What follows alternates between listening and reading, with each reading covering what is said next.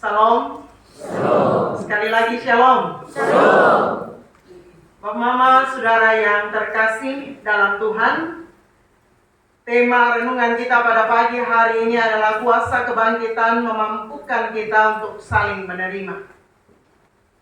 Bapak Mama, saudara yang terkasih, dalam persekutuan manapun kita akan selalu menemukan yang namanya keragaman atau perbedaan. Bahkan dalam keluarga sekalipun, keluarga yang satu darah, satu keturunan, kita akan menemukan ada begitu banyak perbedaan. Saudara kandung, orang tua dan anak, pasti akan ada perbedaan di sana. Sebagai manusia, saya, Bapak Mama, saudara, ketika berhadapan dengan perbedaan entah apapun itu, perbedaan pikiran, perbedaan prinsip, perbedaan pendapat, kebiasaan, dan lain-lain, pasti itu langsung mendatangkan ketidaknyamanan. Ini bukan hal yang mudah bagi kita. Tadi contoh jelas dalam kebaktian ini. Begitu yang mau baca firman, dia melakukan tidak seragam dengan yang biasanya, semua langsung merasa tidak nyaman. Semua langsung merasa tidak nyaman, suara langsung bunyi sana sini. Sebenarnya itu menunjukkan bahwa kita manusia secara sosial cenderung untuk menyukai keseragaman, bukan keberagaman.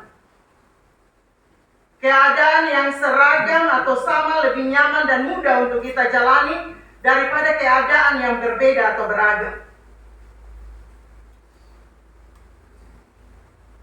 Kalau tidak ada perbedaan, itu lebih mudah kita kelola, lebih mudah untuk kita atur. Padahal pada kenyataannya ketika kita berusaha membuat segalanya menjadi seragam dengan kita, yang terjadi seperti tadi. Sebenarnya kita menyesuaikan saja, supaya yang bikin sesuatu yang berbeda dari biasanya, dia menjadi tenang dan dia tahu apa yang dia harus lakukan. Ketika kita berusaha membuat segalanya menjadi seragam dengan kita, yang terjadi justru perdebatan yang tidak berujung. Saling serang, saling bully, saling merendahkan, pertikaian dan perpecahan bisa terjadi. Ego yang ada pada kita masing-masing pada akhirnya akan buat orang yang berbeda dengan kita menjadi musuh. Orang yang tidak kita sukai. Gap dan jurang pemisah itu pasti akan terjadi. Bukankah itu pengalaman hidup kita tiap-tiap hari? Ketika kita berelasi dalam keluarga, ketika kita berelasi sebagai persekutuan jemaat dalam sebuah pelayanan, ketika kita ada dalam masyarakat, bahkan hari ini kita lihat dalam kehidupan berbangsa bernegara. Pagi hari ini dalam teks yang kita baca, kita menemukan persoalan yang sama yang terjadi dalam persekutuan jemaat Kristen yang ada di Roma. Jemaat Roma memiliki latar belakang yang beragam, heterogen, berbeda-beda. Dan ada dua kelompok yang dominan dalam persekutuan jemaat di Roma. Kelompok jemaat yang berlatar belakang Yahudi, yang masih sangat dipengaruhi oleh aturan atau hukum Yahudi. Kita tidak bisa baca teks ini terlepas dari perikop sebelumnya. Bacaan sebelumnya. Kita baca dalam perikop sebelumnya atau pasal sebelumnya ada persoalan di sana. Akibat jemaat yang berlatar belakang Yahudi ini masih sangat dipengaruhi dan terikat oleh aturan-aturan Yahudi atau hukum Yahudi. Misalnya cara pandang tentang makanan, cara pandang tentang hari-hari. Ada makanan yang boleh dimakan, tidak boleh dimakan. Ada hari yang baik, hari yang penting, dan ada hari yang tidak baik. Ini jadi soal. Ketika ada kelompok lain yang juga besar, yaitu kelompok yang berlatar belakang Yunani, atau mereka biasa sebut yang berlatar belakang kafir, yang memiliki prinsip yang berbeda, sehingga yang terjadi adalah mereka selalu saling mengkritisi. Jemaat yang berlatar belakang Yahudi selalu dikritisi. Mengapa kamu masih terikat dengan aturan-aturan atau hukum-hukum Taurat, padahal kita sudah dimerdekakan dalam Kristus? Sebenarnya semua makanan baik, semua hari baik di dalam Kristus. Mereka saling serang satu dengan yang lain. Dalam situasi itulah Paulus kemudian memberi nasihat. Dia ada di Korintus, lalu dia mendengar keadaan, dia tulis surat bagi jemaat di Roma. Nasihat yang pokok yang bisa kita temukan di sini ada dua. Kamu yang kuat harus menanggung kelemahan mereka yang lemah. Terimalah seorang akan yang lain.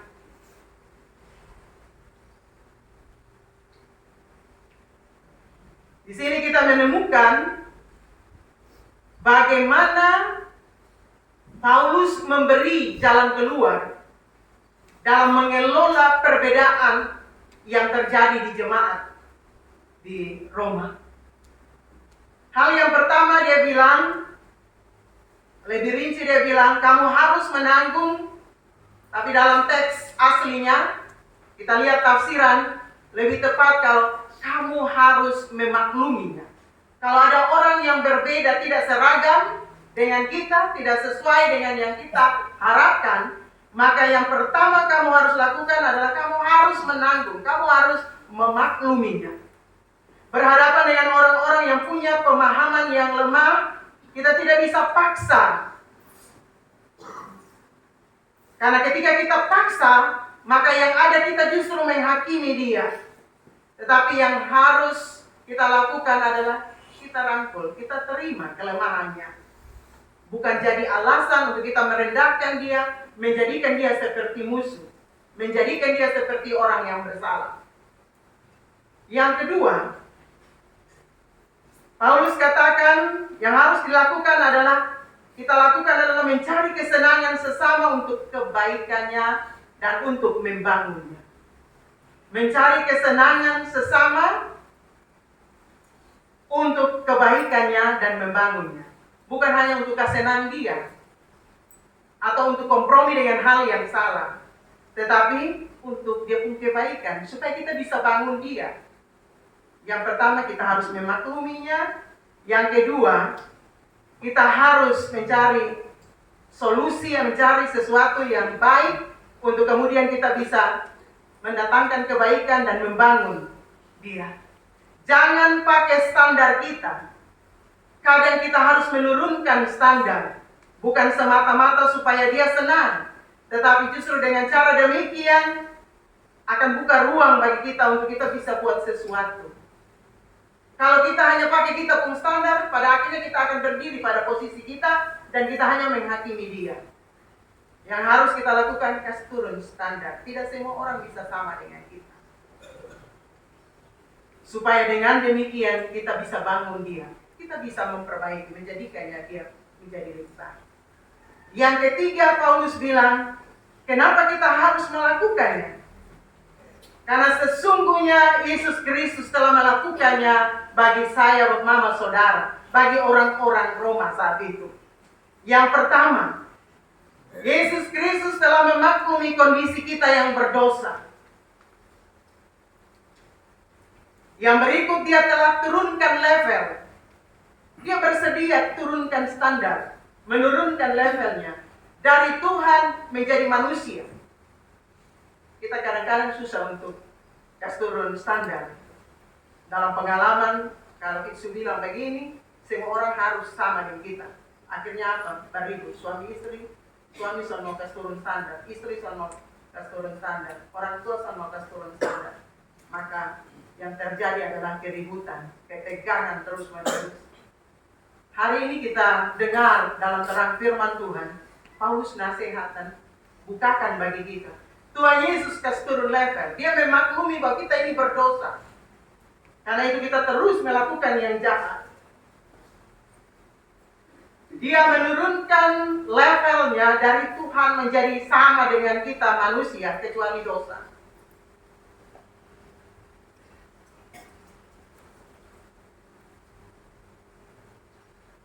Yang ketiga, demi kesenangan kita, yaitu keselamatan kita. Kemungkinan supaya kita bisa dipulihkan dari dosa, dia harus menjalani sesuatu yang tidak aman, tidak nyaman bagi dia, menderita sengsara. Semua itu dia lakukan bukan hanya bagi orang yang bersunat, tetapi bagi semua bangsa. Dia tidak membeda-bedakan. Dia menerima semua manusia. Dengan begitu Paulus katakan Allah dimuliakan di dalam Yesus Kristus. Bapak-bapak saudara yang terkasih di dalam Tuhan, karena itu dalam suasana kita merayakan kebangkitan Tuhan Yesus Kristus, apa pesan firman Tuhan bagi kita pada pagi hari ini? Yang pertama yang kita temukan, dalam persekutuan hidup kita, kita pasti akan selalu menemukan perbedaan. Ada yang kuat, ada yang lemah. Paulus beri nasihat, bagaimana kita mengelola perbedaan itu dengan hikmat yang bersumber daripada Allah. Daripada baku serang, saling menjatuhkan, saling bully dengan kata-kata, lebih baik kita memakluminya. Lakukan penerimaan, berdamai dengan perbedaan itu, rangkul perbedaan itu. Kita terima bahwa tidak semua orang sama.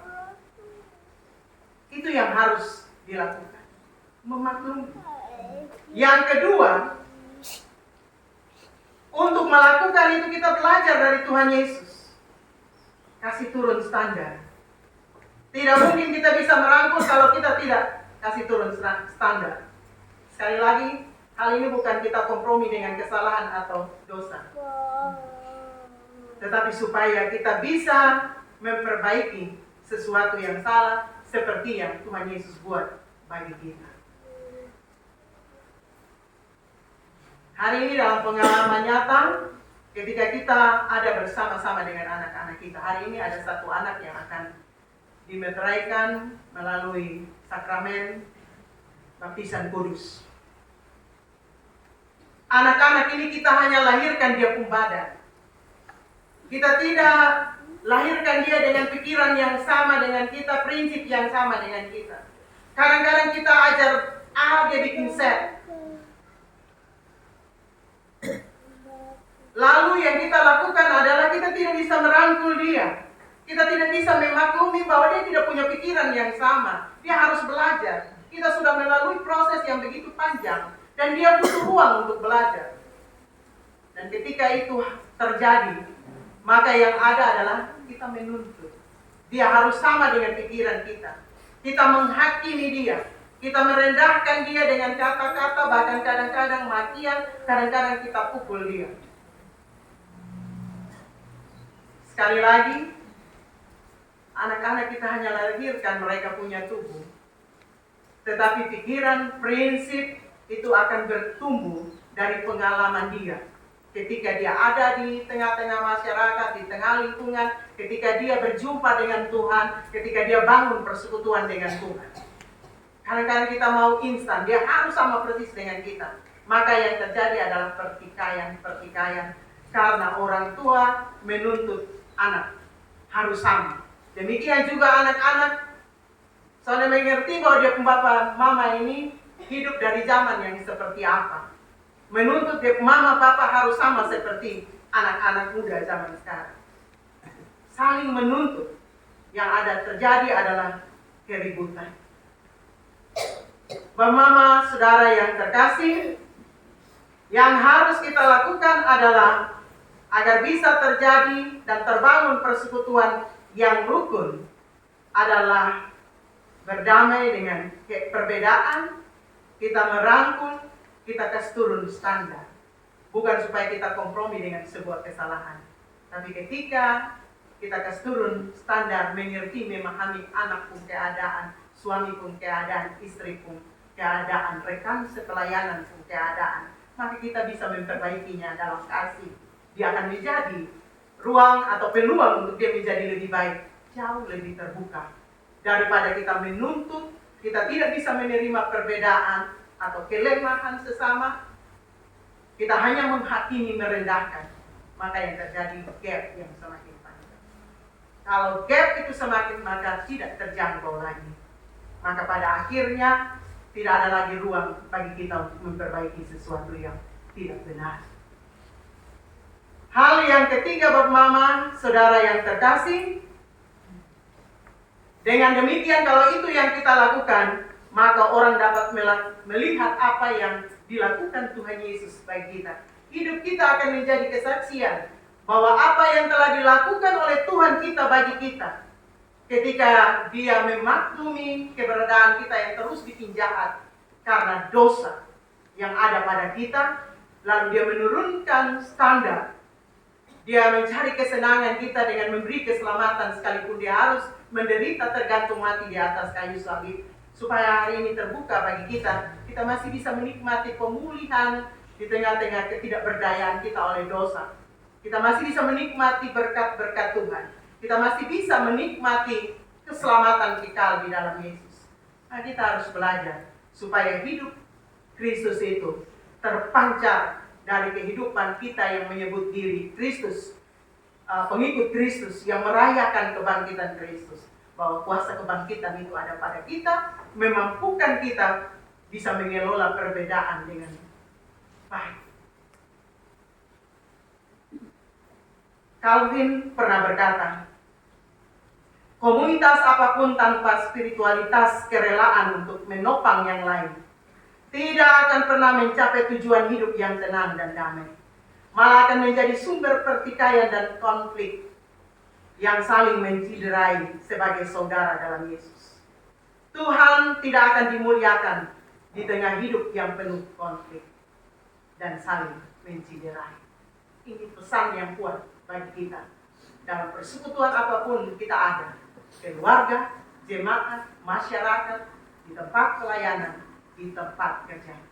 Pesan Paulus datang mengingatkan saya, Bapak, Mama, Saudara. Sebab itu terimalah satu akan yang lain, sama seperti Kristus juga telah menerima kita untuk kemuliaan Allah. Tuhan Yesus memberkati kita sekalian. Amin.